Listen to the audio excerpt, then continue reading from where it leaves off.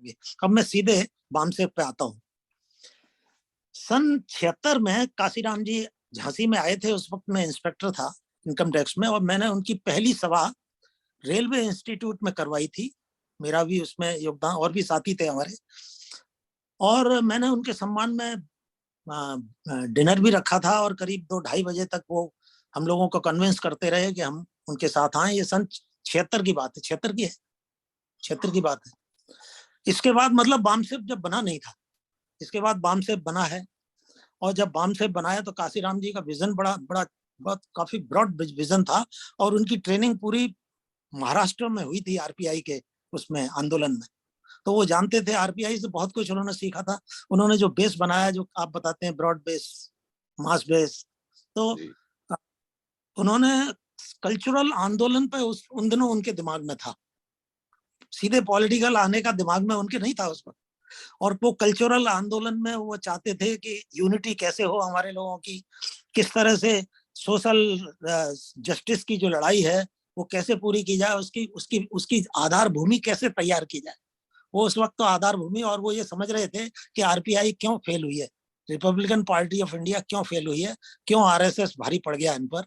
तो उन कारणों को हटाते हुए वो एक बुनियाद के साथ आगे उस वक्त बढ़ना चाह रहे थे। उन्होंने कल्चरल रेवोल्यूशन के साथ सबसे बड़ी जो जोर दिया था वो यूनिटी पे दिया था।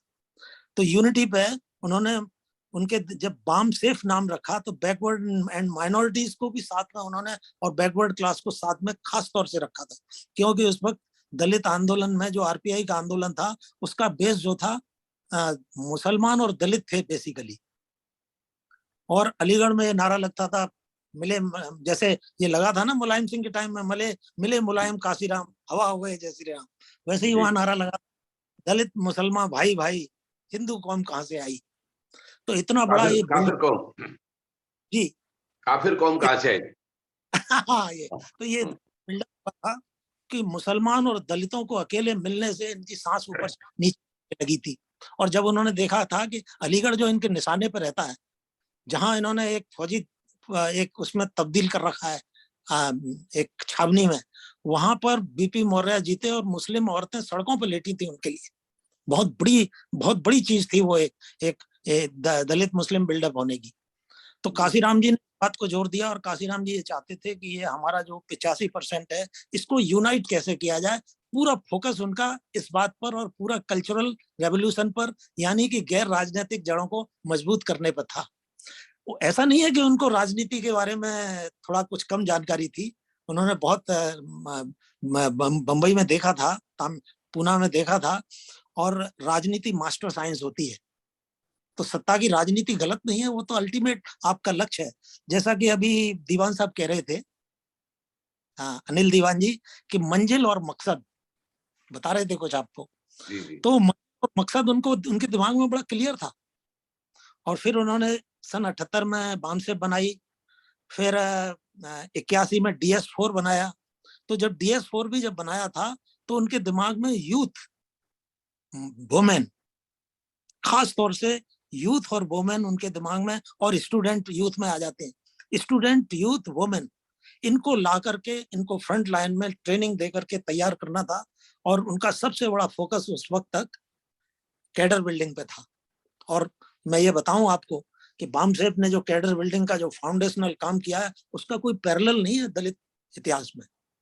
जिन लोगों ने जो समाज में ज्यादातर उन्होंने उस वक्त समस्या सबसे बड़ी आर्थिक थी, पैसा नहीं था। जो कर्मचारी थे वही चंदा देते थे, और कर्मचारियों में जो ऊपर लेवल पे थे उनके प्रमोशन जल्दी जल्दी होते हैं, वो बेचारे डरते थे, वो बड़े स्कैनर पर रहते थे, कांग्रेस के निशाने पर रहते थे वो। तो ज्यादातर क्लास 4 क्लास 3 के लोग आगे आए, उन्होंने बड़ी मदद की इस आंदोलन के लिए।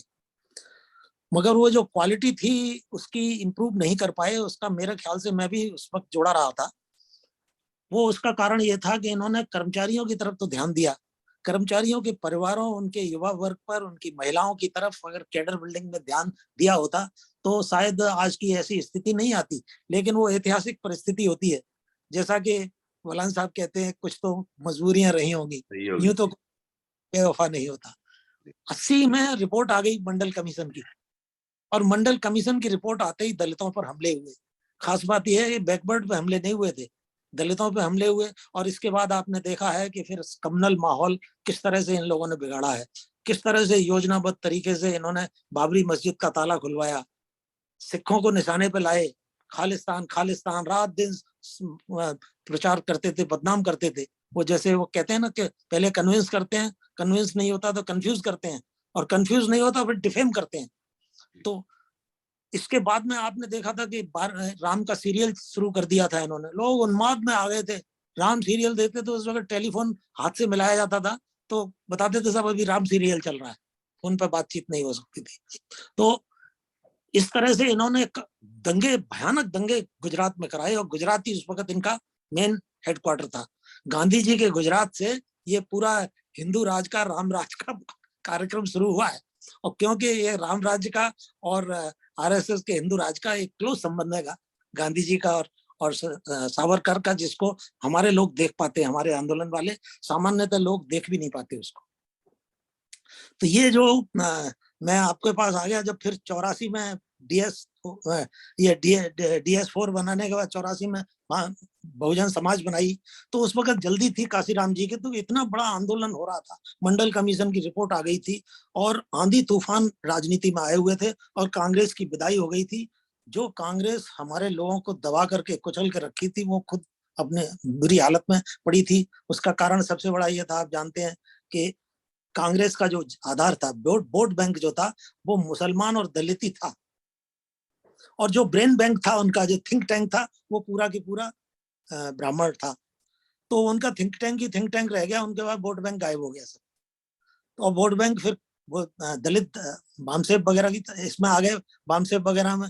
और बाबरी मस्जिद 92 में जब गिराई है, तो मुसलमानों को भी क्लियर हो गया ये बिल्कुल हमेशा हमेशा के लिए, कि ये जो इनका सेकुलरिज्म और सोशलिज्म है, और जो इनका उदार हिंदूवाद और कठोर हिंदूवाद है, ये सब एक ही थैली के चट्टे बट्टे हैं, और ये हमारा सर्वनाश करने पर तुले हुए हैं। जो थोड़ी बहुत कमी रह गई थी पूरी, वो सच्चर कमीशन की रिपोर्ट आने के बाद मुसलमानों को भी क्लियर हो गया। तो कांग्रेस का जो वोट बैंक था, कांग्रेस को मेरे ख्याल से अब सपने देख रही है। अब मुसलमान और दलित इतना जागरूक हो गया है कि अब उनके जाल में मेरे ख्याल से हो सकता है ना फंस पाए, और ये भी हो सकता है कि कांग्रेस का पूरा पुनर्जन्म हो जाए, वो अपनी जो ओरिजिनल जो मनुवाद था उसको एकदम छोड़ दे। तो इसमें कोई शक नहीं है कि लोगों को अपनी समस्याओं का समाधान चाहिए, लोगों को नाम वाम से कोई लेना देना इतना नहीं होता ज्यादा। तो ये आंदोलन को हमें थोड़ा सा बैकग्राउंड में जाना चाहिए कि बामसेफ ने बड़ा भारी योगदान किया है, और इतना बड़ा योगदान किया है कि जब यूपी में सत्ता में आई, तो मैंने अपनी आंखों से देखा। मैं एक फील्ड वर्क में रहा करता था, मेरी आम जनता से मेरे की शिकायतें और उनको घंटों उनकी बातों को सुनना, उनके बीच में जाना, ये मेरा काम था। तो मुझे पता चला कि बाबा साहब को तो छोड़ दीजिए, महात्मा फूले को भी जो लोग नहीं जानते थे, वो गांव-गांव में जानने लगे थे, और इसके फूले अंबेडकर मूवमेंट के नाम से लोग जानने लगे थे। सन 95 में मायावती ने एक बहुत बड़ा सम्मेलन किया था, और दक्षिण भारत से उन्होंने पेरियार के लोगों को बुलाया था, काले कपड़े पहन करके वो आए थे। और इसके बाद में आरएसएस की, क्योंकि भाजपा की मदद से सरकार बनी थी, तो आरएसएस के दबाव में थी, आरएसएस ने दबाव डाला कि ये पेरियार किसी हालत में नहीं आना चाहिए, ये पेरियार की मूर्ति नहीं लगेगी। और उस वक्त आयरन लेडी ने विड्रॉ कर लिया अपनी डिमांड को, और इसके बाद कभी फिर पेरियार का नाम वाम नहीं लिया। लेकिन मित्रों, बहुत समय भी आपके पास नहीं है इतना, और मैं समझता हूँ शॉर्ट भी मौके बहुत मिलेंगे इसको विस्तार से समझाने के। हमको ये जरूर समझ लेना चाहिए कि हमारे आंदोलन के 4 पिलर हैं, 3 पिलर नहीं है, 2 नहीं है। और ये 20-25 की जो फौज हम बताते हैं, इस 20-25-50 जितने भी महापुरुष हैं, सबका सम्मान करते हुए जो हमारे टॉप पर हैं, जहां से कि हमें मार्गदर्शन चाहिए, जहां से हमें जो जो दीवान साहब ने कहा मंजिल और मकसद चाहिए, उस मंजिल और मकसद के लिए हमको अपने 4 महापुरुषों को टॉप पर रखते हुए उनके बारे में गहराई से उस आंदोलन का अध्ययन हमें करना चाहिए। तो ये इसके बाद में जो आगे की घटनाएं अभी कल परसों की हैं, ज्यादा दिन नहीं हुई हैं, तो मैं जो खास बात बताना चाह रहा था कि ये बामसेफ ने जो बुनियाद डाली, आज जरूरत मेरे अपने विचार में गंभीरता से मैं सोचता हूँ उस काम को आगे बढ़ाने की है, उसकी क्वालिटी को इम्प्रूव करने की है। और जो सपना काशीराम जी ने देखा था कि गैर राजनीतिक जड़ों के बिना स्थायी राजनीति हम नहीं कर सकते, सत्ता परिवर्तन की राजनीति हो सकती है, सत्ता पर में आ जाए, लेकिन हम अपने मकसद में जो व्यवस्था परिवर्तन है, सत्ता परिवर्तन और व्यवस्था, वो फर्क बड़ा क्लियर समझते थे। उन्होंने कहा जो व्यवस्था परिवर्तन है उसकी उसकी राजनीति हम बिना कैडर के, बिना एक एक जागरूक कार्यकर्ताओं की फौज बनाए हुए हम नहीं कर सकते। तो लास्ट में मैं ये कहूंगा कि कोई भी समाज में 3-4% से ज्यादा जगे हुए लोग नहीं होते। लोग खाते पीते हैं, सोते हैं, शादी ब्याह करते हैं, उन्हें बच्चों की फिक्र होती है, नौकरी की फिक्र होती है, लेकिन 2-4% हमेशा ऐसे होते हैं जो कि जान कुर्बान करने को तैयार रहते हैं। अगर ऐसे लोगों को ट्रेंड कर दिया जाए, और मेरा अपना ख्याल यह है, लेनिन ने उस वक्त 5% का आइडिया रखा था और 2.5% पे उसने क्रांति कर दी थी, लेकिन वो एक फौलादी संगठन निर्माण किया था। अगर हम 2% अगर करने में सफल हो जाएं, तो ये जो षड्यंत्र हमारे खिलाफ हो रहे हैं मनुवादियों के, और जो ये दावा करते हैं कि हम कंफ्यूज करते हैं, तो ये कंफ्यूज वन्फ्यूज और डिफेम करने का काम ये कैडर इनका इंतजाम करेगी और वही इनका इलाज करेगी।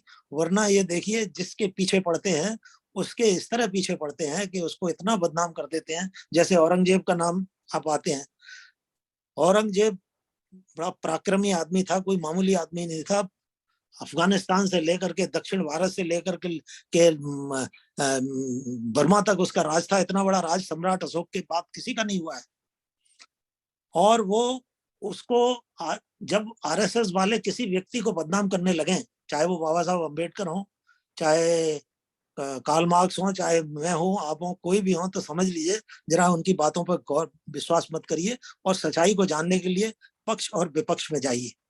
ये बात, इस आंदोलन से के बारे में मैं नौकरी जरूर करता रहा, लेकिन नौकरी के साथ साथ जो मेरे बीज पड़े हुए थे वो नौकरी की वजह से बहुत ज्यादा विकसित नहीं हो पाए। हो सकता है आप लोग में काम करके हो जाएं। तो मैं मुख्य बात पे, दूसरी बात पे भी आ रहा हूँ कि नेतृत्व का पैदा कैसे करें। तो जो दीवान साहब ने जो बात कही थी कि मकसद और मंजिल, वो उन्होंने की पॉइंट उन्होंने कहा। आप जब जानते हैं संगठन जब बनता है तो उसमें एम और ऑब्जेक्टिव होता है। पहला पॉइंट होगा, जब भी आप संगठन का किसी का संविधान पढ़ें तो पहला आएगा aim and objective. Aim objective ideology को रिफ्लेक्ट करता है। अगर जिसने एम ऑब्जेक्टिव बनाया है और आइडियोलॉजी वो नहीं जानता, तो फिर कहीं से नकल वकल करके लाया होगा संविधान को। एम ऑब्जेक्टिव संगठन की आत्मा हुआ करती है, और वहीं से फिर मामला आगे बढ़ता है। उसके आधार पर प्रोग्राम बनता है, उसके आधार पर रणनीति बनती है। रणनीति में विरोधी की रणनीति भी क्या है, उसके आधार पर लीडरशिप डेवलप की जाती है। तो हमारी जो लीडरशिप है उसको डेवलप करने के लिए हमको ये बात क्लियर समझना चाहिए, जो बाबा साहब ने हमारा लक्ष्य निर्धारित किया है, जाति विहीन वर्ग विहीन स्थापना की बिना, जाति विहीन वर्ग विहीन स्थापना के बिना स्वराज्य प्राप्ति का कोई मतलब नहीं। एनिलेशन ऑफ कास्ट उन्होंने ये किताब भी लिखी थी। और जाति विहीन का मतलब होता है सोशल रेवोल्यूशन। सोशल जो संविधान की प्रियम्बल में जो लिखा हुआ है उद्देश्य का में, justice social economic and political. तो जस्टिस सोशल, सामाजिक न्याय जात में बाबा साहब ने इस बात पर जोर दिया था कि जब तक ये समाज बटा रहेगा, यूनाइट नहीं होगा 85%, तो मुट्ठी भर लोग इसको कुचलते रहेंगे, अपमानित करते रहेंगे। न इसकी झोपड़ी सुरक्षित है, ना बहन बेटियों की इज्जत सुरक्षित है। इसलिए जरूरत है इसको यूनाइट करने की। और यूनाइट जब तक जातिवाद रहेगा नहीं हो सकते, नहीं हो सकते, नहीं हो सकते। उन्होंने मजदूर वर्ग को, जिन्हें शेड्यूल कास्ट कहते हैं हम, 3,300 जातियों में बांटा है, ऐसा मंडल कमीशन कहता है। किसान परिवारों को, जिन्हें पीजेंट्री कहते हैं अंग्रेजी में, उनको उन्होंने 3,700 जातियों में बांटा है। तो जो समाज ऐसा बटा हो कि जहां रोटी बेटी के संबंध ना हो, जहां एक शेड्यूल कास्ट का आदमी दूसरी कास्ट से अपने को ऊंचा समझता हो या नीचे समझता हो, उनकी तो बात छोड़ दीजिए, वो खुद ही आपस में एक जगह ना बैठ पाते हो। तो बाबा साहब ने सब पहला लक्ष्य बनाया जस्टिस सोशल। इसके बाद बात वहां खत्म नहीं हो जाती। वो ये जानते थे कि जब तक जो जातिवाद बनाया गया है, ये शिक्षा से, सत्ता से, संपत्ति से वंचित करने का षड्यंत्र है। तो जब तक ये आर्थिक खाई बनी रहेगी गरीब और अमीर की, जिसको कि आज सरकारें और बढ़ा रही हैं बजाय घटाने के, प्राइवेटाइजेशन हो रहा है, तो ये जो षड्यंत्र चल रहा है लगातार आपके साथ, मगर संविधान की प्रियम्बल में पूरे 395 धाराएं पढ़ने की कोशिश मत करिए। ये 2 शब्दों का गहराई से अर्थ समझिए कि आर्थिक न्याय का क्या मतलब है। आर्थिक न्याय का वही मतलब है जो वैज्ञानिक समाजवाद जिसे कहते हैं। फिर आप लेनिन मार्क्स को पढ़ा होगा तो बड़ी क्लियर समझ में आ जाएगा कि आर्थिक न्याय का क्या मतलब है। सामाजिक न्याय का क्या मतलब है, ये अगर आपने हमारे महापुरुषों को, फूले को, पेरियार को, अम्बेडकर को पढ़ा होगा तो ये समझ में आ जाएगा गहराई से। तो जब एम एंड ऑब्जेक्टिव क्लियर होगा, आइडियोलॉजी क्लियर होगी, तो हमें जो जो हमारे विरोधी कहते हैं, कंफ्यूज करते हैं, कोई कंफ्यूजन नहीं कर पाएंगे। और कैडर होगी तो जो ये प्रचार दुष्प्रचार कराएंगे उसको काटने में हमें देर नहीं लगेगी। अपनी अपने संदेश को मासेस में पहुंचाने में देर नहीं लगेगी, क्योंकि कैडर जो होता है वो एक पुल की तरह होता है लीडरशिप में और आम जनता में। तो इतना सब मैं मेरे ख्याल से आप मुझे क्षमा करेंगे, इतना बोलना मिनिमम जरूरी था।